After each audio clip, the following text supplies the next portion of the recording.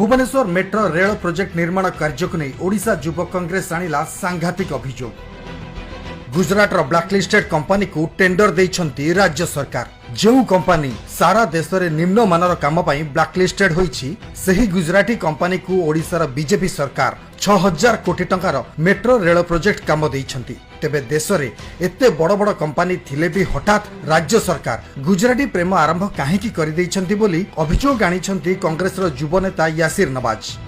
से एक सांबादिक सम्मेलन रे ए नै अभियोग आनिछंती। कहिछंती बीजेडी बेले तमिल ठिकादार राज्य रे माती थिबा बेले एबे मोहन को गुजराती प्रेम आरंभ होईछि।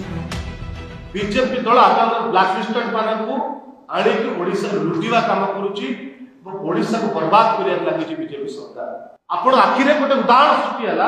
आपण देखिला मोरबी ब्रिज घटना पुणी गोटे 6200 कोटी टका खर्च विनियोग होची सबुठ बड़ा प्रोजेक्ट होची से जगह रे आपण देखिबे पुणी एबला ब्लैकलिस्टेड कंपनी को देबे पुणी ता रिफाइनरी पैसा बढ़ाइबे टका दुर्नीति करी भाग में चली जिवे कोडी लोक माने कर जिवे एई बळे विपद रे पके चेष्टा करूची तो बॉम्ब करिया पाई ओडिशा सरकार को मैं निवेदन करूछु दाबी करूछु तुरंत ये ब्लैकलिस्टेड कंपनी हटा जाओ।